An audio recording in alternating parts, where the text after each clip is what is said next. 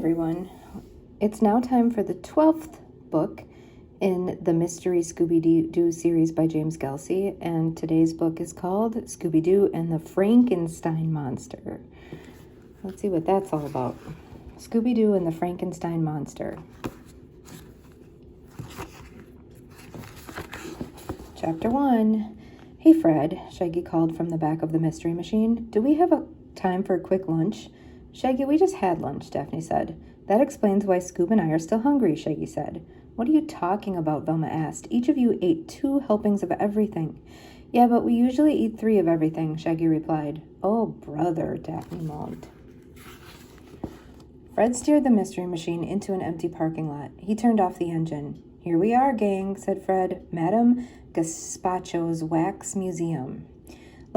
It looks like we're the first ones here, Shaggy said. Actually, we're the only ones here, Velma corrected. The only ones? Shaggy asked.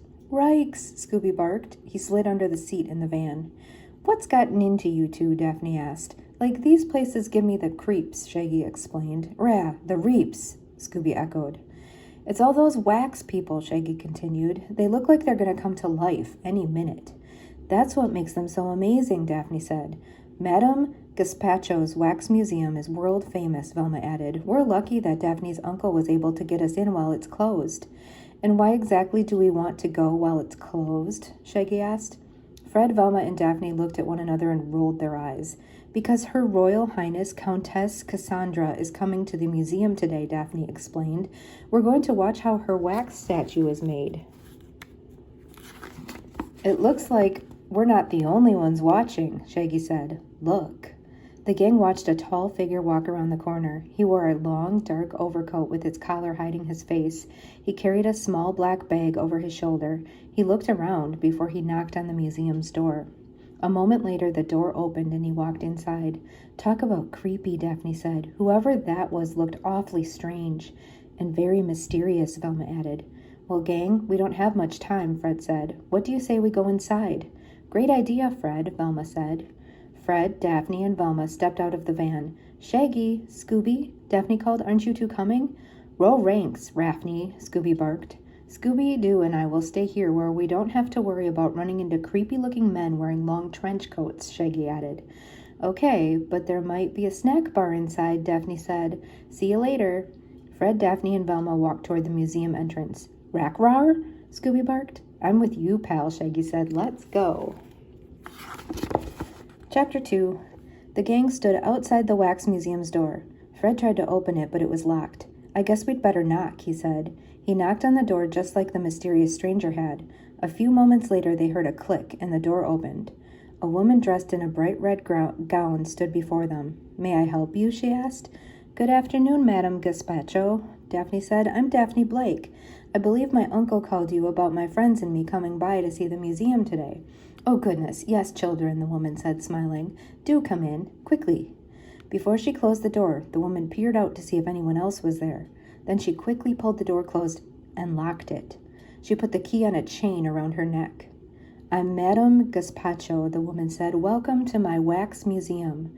Thank you, Daphne said. These are my friends, Fred, Velma, Shaggy, and Scooby. Pleased to meet you, Madame Gazpacho said. You're in for a real treat today. Treats? Shaggy asked. As in snacks? Better than that, she replied. Madame Gazpacho led the gang through the lobby area and down a long hallway. The sides of the hallway were lined with wax figures from different periods of history. Look, there's George Washington, Velma pointed out. And there's Thomas Edison, Fred said. And Eleanor Roosevelt, Daphne added. They look so lifelike. Thank you, my dear, Madame Gazpacho replied. I pride myself on the high-quality wax statues in my museum. Some people think they've even seen them come to life. Come to life? Shaggy asked. Certainly, said Madame Gazpacho. As she walked, she pointed to the different wax figures. Guests have told me they've seen Albert Einstein blink, and Betsy Ross sew, and Henry VIII eat. Shaggy and Scooby stopped in their tracks in front of Henry VIII. He was holding a giant turkey drumstick in one hand. Hey, Scoob, what do you think wax statues eat? Shaggy asked. Randalls, Scooby barked. Shaggy and Scooby laughed. Candles. That's funny, Scoob. Shaggy said, Hey, where'd everyone else go? They looked around and noticed they were alone. I was afraid something like this would happen, Shaggy said. Let's keep going. You watch the statues on that side of the hall. I'll watch the ones on this side. Okay, Scooby barked. Shaggy and Scooby slowly continued along the hallway. They kept their eyes on the wax statues as they walked. Then, bump! Shaggy and Scooby walked into a wax statue. It stood right in the middle of the hallway. The figure was dressed in a black suit with a black shirt. It had a mean-looking face with dark eyes and thin, tight lips. A small black bag hung over its left shoulder. Zoinks! Shaggy exclaimed. What a creepy-looking guy. Rah! Reepy! Scooby agreed. They continued walking down the hallway. Hey, Scoob, Shaggy said. Get your hot breath off my neck, will you? Rah? Scooby said. Shaggy looked over and saw Scooby walking next to him. Scoob, if you're not behind me, who's breathing on me? Shaggy asked. He and Scooby turned and saw the creepy wax figure standing right behind them. Rikes! Scooby barked. Zoinks! Shaggy shouted. Let's get out of here, as fast as we can. Shaggy and Scooby ran the rest of the way down the hall. Help! Chapter 3. Madame Gazpacho was showing Fred, Daphne, and Velma the royalty room. Help! He's after us, Shaggy shouted. He and Scooby ran into the room and dived behind an enormous throne. What's going on? Fred said. Shaggy? Scooby? One of the wax thingies came to life and chased me and Scooby, Shaggy said from behind the throne. He's probably behind you right now. Everyone turned and saw a tall man in black stroll into the room. He had a slight smile on his face. Everything all right, Mr. Tock? Madame Gazpacho asked. Yes, the man replied. I think I may have frightened 2 of your guests. Madame Gazpacho looked at Fred, Daphne, and Velma. You can tell your friends to come out now, she said. Shaggy, Scooby, come out from behind that throne, Velma said. Here's your wax thingy. Shaggy and Scooby peeked over the top of the throne. That's him. He's alive, Shaggy exclaimed. Of course I'm alive, Mr. Tock said. I wouldn't be of much use to the Countess if I weren't. Countess Cassandra? Daphne asked. That would be me, came a voice from behind one of the wax figures. Zoinks, there's another one, Shaggy exclaimed. He and Scooby jumped behind Fred, Daphne, and Velma. A woman walked out from behind the display. She wore a very elegant dress, and an enormous diamond necklace sparkled around her neck. A man in a long white wet lab coat followed her. He carried a small black bag over his shoulder. Allow me to present Her Royal Highness Countess Cassandra, Madame Gazpacho said. The gang couldn't believe their eyes. It's an honor to meet you, Daphne said. She and Velma curtsied. Yes, a true honor, Fred added. He bowed his head and gestured to Shaggy and Scooby to do the same. Please, no formalities, the Countess said. Madame Gazpacho told me a group of young people would be here today. It's a privilege to meet you. Thank you, Countess, Daphne replied. It's a privilege for us as well. And this is Mr. Tock, the Countess said, my personal bodyguard. The man in the white lab coat then cleared his throat. I'm sorry, Brant, Madame Gazpacho said. Excuse me, everyone. This is Brant Embers, my artist in residence. What does that mean? Shaggy asked. She means that he's the man who creates all of the wax statues, Velma explained. And he's working on a statue of the Countess, even as we speak, Madame Gazpacho added. Excuse me, Mr. Tock interrupted. It is getting late, Countess. We have several more appointments today. Of course, Mr. Tock, but I do wish to see a little more of the wax museum, the Countess said. Madame Gazpacho, can you and Mr. Embers give me a quick tour? It would be my pleasure, Madame Gazpacho replied. But Mr. Embers needs to finish perfecting your wax figure. I'm sure you understand. Certainly, the Countess said. She looked at the gang. Would you care to join me? She asked.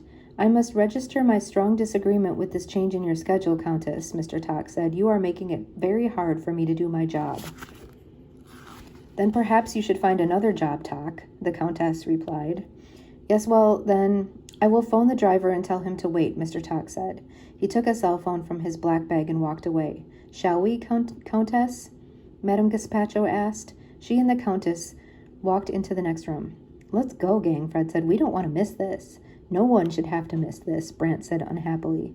Is everything all right, Mr. Embers? Daphne asked. It's just that Madame Gazpacho takes credit for all my creations, Brant replied, and now she won't even let me walk around the museum to show off my artwork. You're right. That isn't very nice, Daphne said. I wonder if she's afraid your being there will take attention away from her, Velma said. I'll give her something to be afraid of. Just you wait. Brant turned and disappeared through a door at the back of the exhibit. I sure don't like the sound of that, Fred said. Let's go catch up with the Countess before she leaves, Daphne said. This is a once-in-a-lifetime opportunity. Chapter 4. The gang walked into the next room. It contained an exhibit of famous sports figures. The Countess was looking at some of the baseball players. Which one of these is Babe Ruth? The Countess asked. My grandfather used to tell me wonderful stories about him. Right over there, Countess, Madame Gazpacho said. She pointed to a stocky wax figure in a baseball uniform. Smile, everyone, came a voice from Babe Ruth. Zoinks, another talking dummy, Shaggy exclaimed. A man holding a camera jumped out from behind Babe Ruth. A black bag hung over his right shoulder. I'm no dummy, the man said, just a photographer. He raised his camera to take a picture. He pressed the shutter button, but nothing happened. Rats, the man said. What's wrong with this thing? Just as he turned the camera around to look at it, the flash went off. Hank Harburg, Madame Gazpacho yelled. I warned you about sneaking up on us like that. You know I do my best work with the element of surprise, Hank said. Who is this man? The Countess asked. This is the reporter I told you about, Countess, Madame Gazpacho replied. He's here to do a story on the museum for his newspaper. Hank gave a slight bow as he introduced himself. I'm Hank Harburg, Countess, Hank said. Sorry if I startled you, just doing my job. Now how about a picture? Hank put his camera bag down and raised the camera to his eye. I'm very flattered, Mr. Harburg, the Countess said, but no thank you. She turned and looked at the Heroes of the Olympics display. I gotta have a picture, Hank said. How about one of you and the kids? Or one of that nifty necklace you're wearing. That'll sell some papers. You heard the Countess, Madame Gazpacho said. You're here to do a story on the Wax Museum. Feel free to walk around by yourself, but please leave the Countess alone. Madame Gazpacho led the Countess to another exhibit. Can you believe her? Hank said. I'll bet the Countess gets her picture taken all the time. Maybe that's why she wants to be left alone, Daphne suggested. One more wouldn't kill her, Hank said, and it would help me keep my job. The only reason I agreed to come was to get a story about the Countess, and if she won't cooperate, I'll just have to find a story without her help. As Hank walked away, he tripped over his camera bag. He stood up, picked up the bag, and left the gang all by themselves. He sure didn't sound very happy, Daphne said. Like maybe he's in a bad mood because he didn't eat lunch yet, Shaggy said. Speaking of lunch, Scoob, let's go find that snack bar. He and Scooby walked out of the exhibit room. A second later, a blood-curdling scream filled the museum. Shaggy and Scooby ran back into the room. We didn't do it! We didn't do it! Shaggy called. It sounded like it came from down there, Fred said. Come on, gang.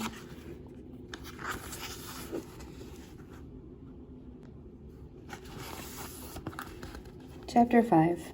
The gang ran through the museum and into the movie monsters exhibit. The Countess was lying on the floor. Her head was on Madame Gazpacho's lap. What happened, Madame Gazpacho? Velma asked. I'm not sure, really, Madame Gazpacho said. All I know is that I was over there combing the wolfman's hair. The Countess was over here somewhere, and then I heard her scream. I turned and saw her fall to the ground. Quick, call an ambulance, Fred said. Wait just a moment, a man said. Everyone turned and saw Mr. Tock standing in the doorway. He ran over to the Countess and nudged Madame Gazpacho out of the way. He reached into his pocket and removed a small vial of smelling salts. He broke open the vial and waved it under the Countess's nose. Countess? Countess, he said. The Countess suddenly coughed and opened her eyes. Get some water, ordered Mr. Tock. No, I'm all right, really, the Countess said. Mr. Tock helped her stand up. Brant Empers ran through a door at the back of the exhibit. Is everything all right? He asked. Who screamed? What happened, Countess? Madame Gazpacho asked. You're not going to believe this, the Countess said. I was looking at the Frankenstein's monster when it started moving. I wasn't alarmed because I know that many of the figures move a little bit. But then it walked right over to me. It reached out its hand and grabbed my necklace. As soon as I screamed, it ripped the necklace from around my neck. That's when I must have fainted. You mean the Frankenstein's monster is alive? Shaggy asked. I think so, the Countess replied. We're leaving this very minute, Mr. Tock said. Great. Can Scoob and I have a ride? Shaggy asked. We can't go anyplace, the Countess replied. Why not? Asked Mr. Tock. Yeah, why not? Echoed Shaggy. Because Frankenstein's monster has my necklace, the Countess said. It's just an imitation, Mr. Tock said.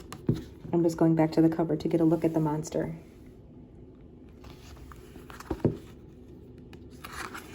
Why are you so worried? Because it's not an imitation, the Countess replied. I wanted Mr. Embers to capture the true brilliance of the necklace in all its splendor. That's why I decided to wear the real necklace today instead. So we can't leave until we find Frankenstein's monster and my necklace. Just my luck, Hank exclaimed as he ran into the room. He fiddled with his camera as he spoke. Frankenstein's monster steals the Countess's necklace and I miss the whole thing. How about a couple of pictures showing the Countess's despair? No pictures, Mr. Talk said firmly. Madame Gazpacho, Fred said. Can anyone get in or out of the museum? Not without this, Madame Gazpacho replied. She showed Fred the key around her neck. That means that Frankenstein's monster must still be in the museum someplace, Fred said. Gather round, gang. The gang huddled up. Countess, perhaps you should rest in my office, Madame Gazpacho suggested. An excellent idea, Mr. Talk added. I will search for the necklace. That won't be necessary, Mr. Talk, Velma said. The Mystery Inc. gang is on the case. Chapter 6. I'm not going to let a bunch of kids search for one of the most valuable jewels in the world, Mr. Talk exclaimed. I will take care of everything, Countess. Do not worry. Mr. Talk stormed out of the room. Countess, let's go to my office now, Madame Gazpacho said. I'll brew up a nice cup of tea. Thank you, Madame Gazpacho, the Countess said. Hank, be a dear and help, Madame Gazpacho said. Only if I get an exclusive story, Hank said. He put his camera over his shoulder and escorted the Countess out of the room. Do you kids need a hand? Brant asked. Just as Fred was about to answer, Madame Gazpacho poked her head through the doorway. Don't you have some work to do on the Countess's wax statue, Brant? She asked. We need to have that statue ready for tomorrow. Just think of the publicity. Brant mumbled under his breath as he turned and walked away. Okay, gang, there's no time to waste. Fred said, if we're going to solve this mystery soon, we'd better split up. Good idea, Fred, Velma said. Shaggy, Scooby, and I will start in here. And Daphne and I will see what that door leads to, Fred said. He pointed to the door at the back of the exhibit. It seems that there's a door just like it at the back of every exhibit room. Fred and Daphne opened the door and walked inside. Shaggy, you and Scooby look over there, Velma said, pointing. I'll look over here. And remember, the faster we solve this mystery, the sooner you two can go eat. Say no more, Velma, Shaggy said. He and Scooby quickly walked over to the other section. Look at all these monsters, Shaggy said. There's Dracula. Shaggy ran behind the wax figure of Dracula. I want to eat your Scooby snacks, Shaggy said in Dracula's voice. Ah ha ha. Scooby giggled. Then he ran behind the wolfman. Rah-roo, Scooby howled from behind the wax figure. That sounds great, Scooby, Shaggy said. How about this? Shaggy ran behind the mummy. I want my daddy, Shaggy moaned. Get it, mummy and daddy? Shaggy and Scooby laughed out loud. They laughed so hard they couldn't see where they were going. Scooby suddenly tripped on something. Hey, Scoob, you okay? Shaggy asked. Ry-rink-ro, Scooby replied. Looks like you tripped on a pair of legs, that's all, Shaggy said. Shaggy and Scooby looked at each other. A pair of legs? Ruh-huh, Scooby nodded. Velma, Shaggy called. We found something, or somebody, or part of somebody. Velma ran over. What is it? She asked. What did you find? Shaggy pointed to the legs. Velma knelt down for a closer look. You found a body, all right, Velma confirmed, only it's not alive. I was afraid of that, Shaggy moaned. In fact, it was never alive, Velma said. Look. She held up the Frankenstein's monster's head. Zoinks! Shaggy exclaimed. It's Frankenstein's monster. Rikes! Scooby jumped into Shaggy's arms. It's the only wax head of Frankenstein's monster, Velma explained. It looks like our jewel-stealing monster hid the wax Frankenstein's monster over here. He must have taken the clothes off the wax dummy. Velma then looked more closely at the floor. What's this? She said. Velma bent over and picked something up. Velma, are you sure this is the right time to be putting on lipstick? Shaggy asked. This isn't my lipstick, Velma said. It's green, the same color as Frankenstein's monster's face. Very interesting. Now let's see if the monster left any more clues. Follow me. Velma got up and walked into the next exhibit room. Hey, Scooby-Doo, Shaggy called. Think fast. Shaggy tossed the wax monster head into the air. Before Scooby could catch it, a hand reached out and grabbed the wax head. Shaggy and Scooby looked up. It was the real Frankenstein's monster. Arrgh! The monster growled at them. Let's get out of here, Scoob, Shaggy yelled. Chapter 7. Shaggy and Scooby ran into the next room. "Make way!" Shaggy yelled. He and Scooby ran right into the inventor's exhibit. "Quick, in here, Scooby," Shaggy said. He and Scooby jumped into the Model T Ford on display. They hid under a blanket in the car. "Do you think he's gone?" Shaggy whispered a moment later. "Probably," Scooby whispered back. "Why are you whispering?" a voice asked. "Ah!" Shaggy and Scooby yelled. They jumped out of the car and saw Velma standing next to it. "Like, don't do that," Shaggy said. "What's gotten into you two now?" Velma asked. "Like, it's not what's gotten into us," Shaggy replied, "but what's gotten after us." "Don't tell me you saw another wax monster chasing you," Velma said. "Not just any monster," Shaggy said. "It was him, Frankenstein's monster." "Like Riss," Scooby barked. Scooby stood up on his back legs and walked around stiffly like Frankenstein's monster. "Rawr," Scooby moaned. "Hey, that's pretty good, Scoob," Shaggy said. Rank-roo," Scooby smiled. Velma peered into the other room. "I don't see anyone in there now," she said, "but that's okay, because things are starting to fall into place." "I'm getting that feeling too," Fred said. He and Daphne walked through the doorway at the back of the exhibit. "Look what we found." Fred held out a small black bag with a shoulder strap. Inside was an empty jewelry case. "Where did you find it?" Velma asked. "In the service corridor that connects all of the exhibits," Daphne replied. "Just as I thought," Velma said. "Take a look at what we found next to the Frankenstein's monster's wax dummy." She showed Fred and Daphne the green makeup stick. "Are you thinking what I'm thinking, Fred?" Velma asked. "I sure am, Velma," Fred replied. "And that means it's time to set a trap."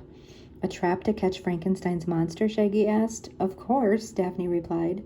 "That's what I thought," Shaggy said. "Just don't forget one important thing." "What shouldn't we forget?" Daphne said. "To leave me and Scooby out," Shaggy said.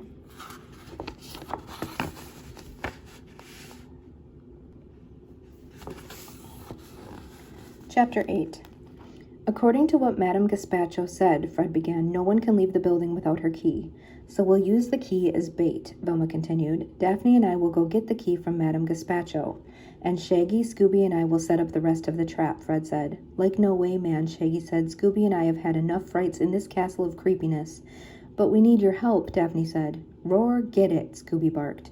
"Will you help us out for a Scooby snack?" Daphne asked. "Ruh-uh," Scooby said, shaking his head. "How about two?" Velma asked. "Rokay," he barked. Velma reached into her pocket and then tossed two Scooby snacks high in the air. Scooby jumped up and gobbled them down. Then Velma and Daphne left to get the key from Madame Gazpacho. "Now here's the plan," Fred said. "We'll put the key around your neck, Scooby. You'll wait around the movie monsters exhibit. When Frankenstein's monster shows up, lure him into this room. Shaggy and I will be hiding in the car. When the monster runs in, we'll throw this blanket over him." Velma and Daphne returned with the key. They put it around Scooby's neck. "Good luck, pal," Shaggy said. Fred and Shaggy hid in the car. Velma and Daphne walked with Scooby back to the movie monsters exhibit in the next room. "That was smart thinking on Madame Gazpacho's part to let Scooby hold the key," Daphne said loudly. "You're right, Daphne," Velma agreed. "That way she doesn't have to worry about Frankenstein's monster going after her and the Countess." "I just hope he doesn't find Scooby," Daphne added. Then Velma and Daphne hid behind some fake tombstones on the other side of the room. A moment later, Scooby heard footsteps. Gulp. Scooby swallowed hard. Scooby turned and saw Frankenstein's monster walking toward him. The monster reached out to grab the key from around Scooby's neck. Scooby ducked out of the way. He ran over to the doorway to the inventor's exhibit in the next room. Frankenstein's monster took a few steps towards Scooby. "Go on, Scooby," Daphne and Velma called. "Go into the room." "Right," Scooby barked. He ran through the doorway.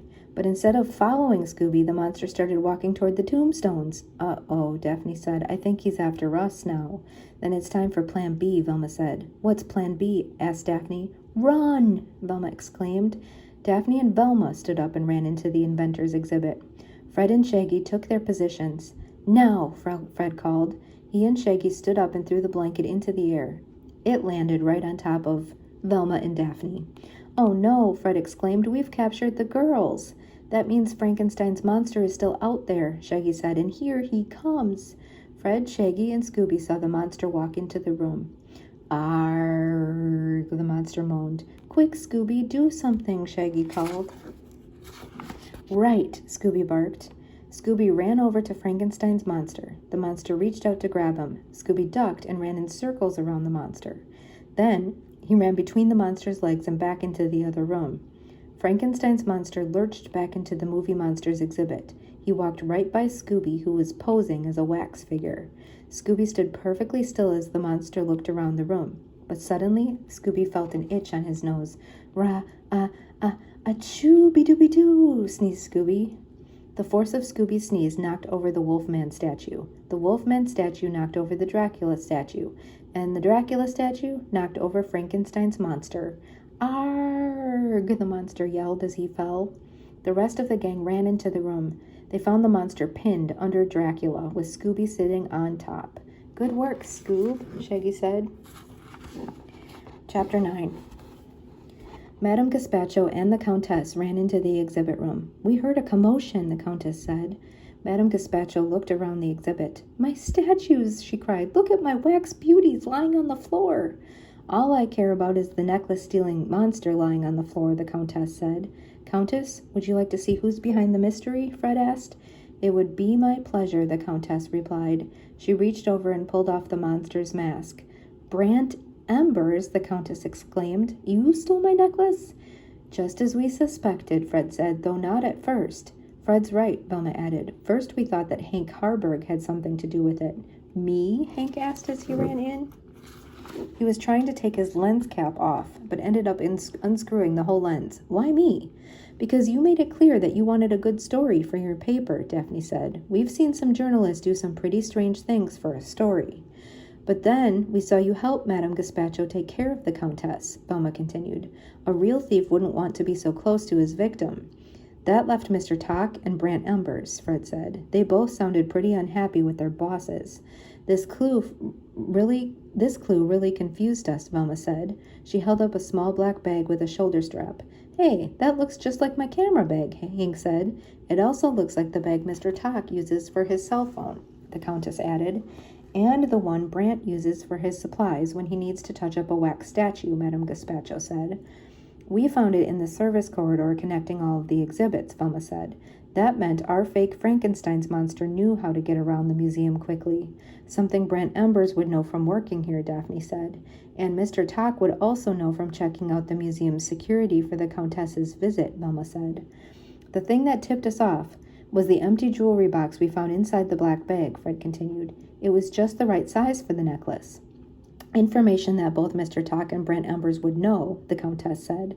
The only difference is that Mr. Tock didn't know you were going to wear the real necklace today, Fred said. When we put this clue together with the green makeup stick we found, Velma said, it all added up to Brant Embers. Why did you do this, Brant? Madame Gazpacho asked. After all I've done for you and your career. You've done nothing for my career but ruin it, Brant snapped back. When I came here, I was a gifted artist and sculptor. I helped make you rich and famous, but you took all of the credit and honor for yourself. I had nothing. I stole the necklace so I could sell it. I was going to use the money to set up my own art studio on some remote tropical island, and I would have gotten away with it too, except those nosy kids and their meddling dog ruined everything. Just then Mr. Tock walked into the room. Countess, I'm sorry to say I've had no luck locating your necklace, he said sadly. That's all right, Tock, the Countess said. These fine young people cracked the case all by themselves. Really? Mr. Tock said with surprise. That reminds me, the Countess said. If you would be so kind, Mr. Embers. She reached out her hand. Brant reached into his Frankenstein's monster costume and took out the necklace. He handed it to the Countess. I'll go call the police, Madame Gazpacho said. How about it, Countess? Hank asked. How about a picture now? Certainly, she replied, but not just of me. No, Hank asked. No, let's get our hero in the picture as well, the Countess said. Come, my friend. Scooby jumped off Dracula and stood next to the Countess. Just as Hank took the picture, Scooby gave the Countess a great big Scooby kiss. Scooby, Daphne scolded. The Countess laughed. That's all right, she said. He's not just any dog. He's my pal, Shaggy cheered. Scooby-Dooby-Doo, barked Scooby. All right, well, that was a pretty good one. I liked that. Scooby-Doo and the Frankenstein Monster, number 12 in the mystery series by James Gelsey.